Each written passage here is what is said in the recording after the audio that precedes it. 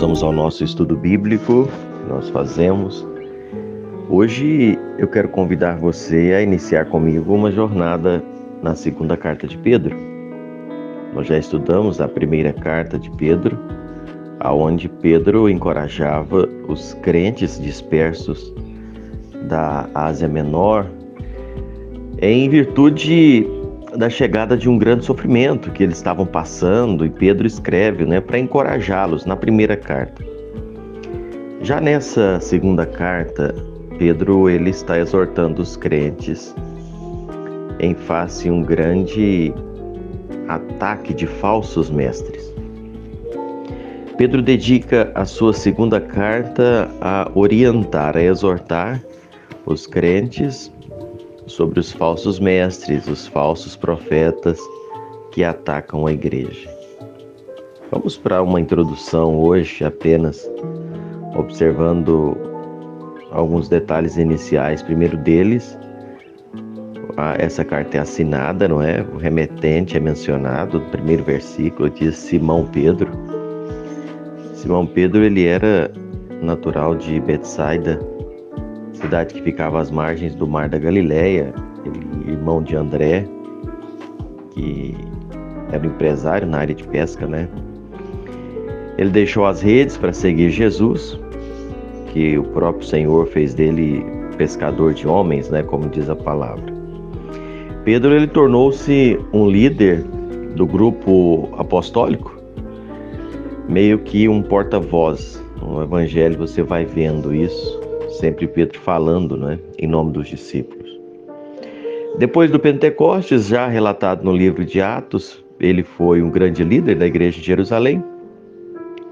Lucas, ao escrever Atos, ele dedica ao ministério de Pedro, e normalmente ali você vai observar a primeira parte do livro de Atos. Os pais de Simão certamente lhe deram esse nome, conforme diz alguns escritores, quando de seu nascimento. Porém, quando Jesus chamou Simão para ser seguidor dele, Jesus deu o nome de Pedro, que na linguagem aramaica é o mesmo Cefas. Pedro, ao se apresentar, ele coloca as suas credenciais, Você vai ver aqui, ele diz servo e apóstolo de Jesus Cristo. Interessante que depois que ele se identifica aos seus leitores, Pedro apresenta as suas credenciais. E eu acho bonito a forma que ele associa, servo e apóstolo. Como servo, Pedro demonstra a sua humildade, E como apóstolo, ele traz para si a autoridade no que ele está falando. Como servo, ele está a serviço do seu Senhor. E como apóstolo, ele no caso, representa o seu Senhor.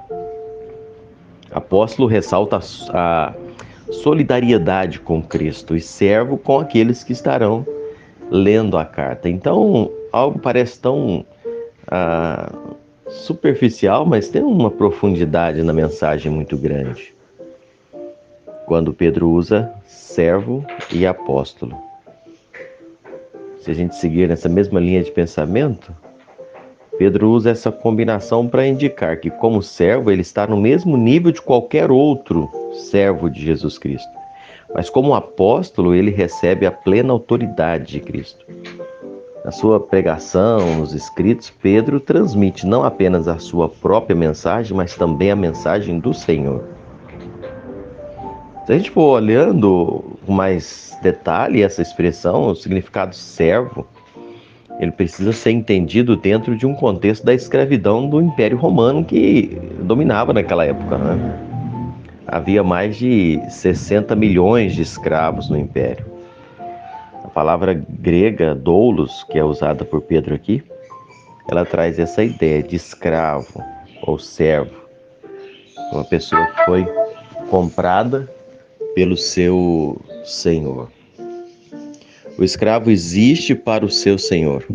O escravo é sua propriedade exclusiva. O escravo vive com uma única função: agradar o seu senhor. E ao mesmo tempo, esse servo, ele relata uma grande honra, a honra de servir né, ao seu Senhor. E é muito precioso quando nós encontramos a forma com que Pedro se apresenta logo aqui na abertura, né? Então, ao mesmo tempo que esse termo revela grande honra, né, pois os homens mais distintos do passado, se você for ler a Bíblia, como Moisés, Josué, Davi, eles foram chamados de servos de Deus. Então, não há demérito, não é, nessa apresentação de servo. Agora, o termo apóstolo é uma designação para os 12 apóstolos e para o apóstolo Paulo. Esses foram as únicas pessoas que têm autoridade, dignidade de carregarem esse título apóstolo. Foram pessoas chamadas diretamente pelo Senhor Jesus que testemunharam a sua ressurreição. Os apóstolos, eles precisavam ser apresentados com as devidas credenciais, pois você lê 2 Coríntios 12:12. Os apóstolos e os profetas, eles foram colunas da igreja. Os apóstolos, os profetas, eles não tiveram, como eu posso dizer, sucessores, biblicamente falando, não. Então, essa designação do termo aplicada hoje, a gente vê muitas pessoas intitulando assim, não tem um amparo bíblico legal, né? Vou usar essa expressão.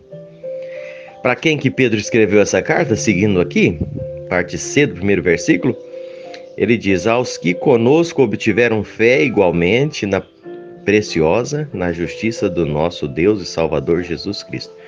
Pedro, ele não deixa claro acerca dos destinatários, porque ele já tinha deixado isso muito claro na primeira carta, lá no versículo 1 de 1 Pedro 1.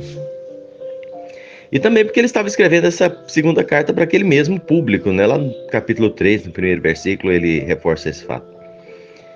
Então Pedro define os seus destinatários apenas como crentes que tiveram a fé preciosa na justiça de Cristo, nosso Deus e Salvador. Ou seja, o apóstolo, ele não estava interessado no lugar em que os crentes habitavam, mas no bem espiritual daqueles que iriam ler a sua carta.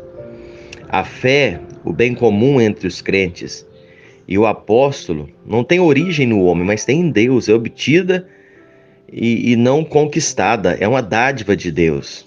Essa fé pode ser tanto objetiva, o conteúdo da verdade, quanto subjetiva, né, que é aquela confiança em Deus. Essa fé é a mesma dos apóstolos. Os apóstolos estão no mesmo patamar de todos os crentes em Cristo Jesus. Embora que haja diferença de funções na igreja, mas não há hierarquia no corpo de Cristo. Eu gosto muito de reforçar esse fato.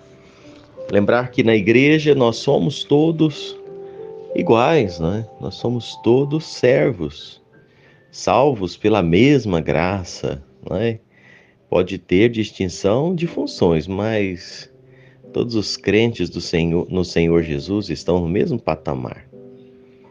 E essa fé é a capacidade dada por Deus de confiar nele, indistintamente, se judeus, se gregos, pela fé salvadora, fé no Cristo crucificado, qual por meio do seu sacrifício nos alcançou a justificação.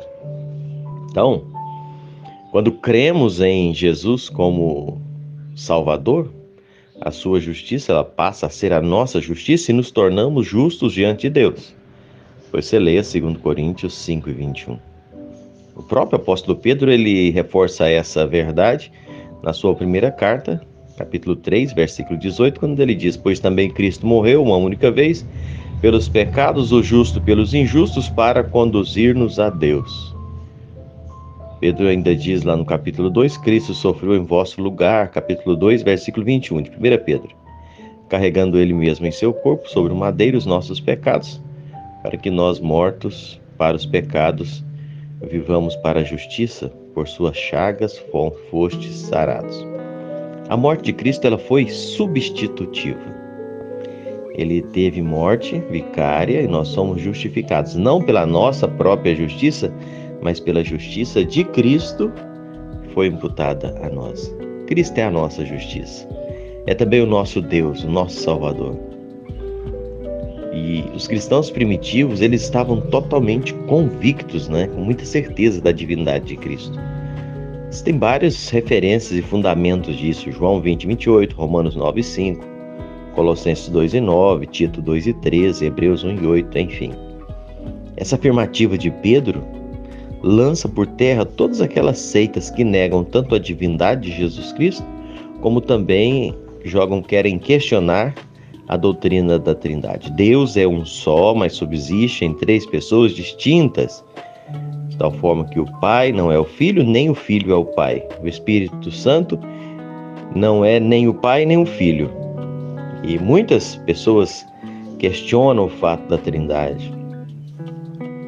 Embora a palavra Trindade ela não esteja presente na Bíblia, mas o conceito dela é amplamente encontrado. Muito bem.